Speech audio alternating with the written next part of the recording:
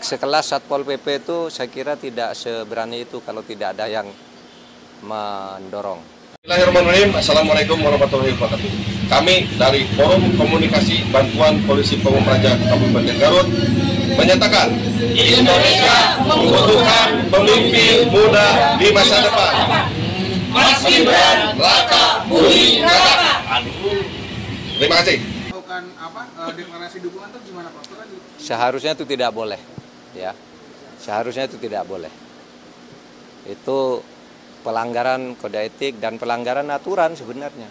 Itu kan Satpol PP itu diangkat untuk melayani masyarakat, membantu pemerintah. Kalau lalu mihak-mihak gitu tuh sudah melanggar, dan sekelas Satpol PP itu saya kira tidak seberani itu kalau tidak ada yang mendorong. Nah, tinggal siapa yang mendorong itu, apakah orang luar atau orang dalam. Nah, nanti kita lihat. Tapi itu tidak boleh dilakukan, itu norak. Cukup.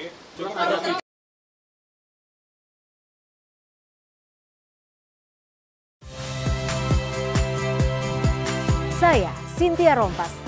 Saksikan program-program Kompas TV melalui siaran digital, pay TV, dan media streaming lainnya.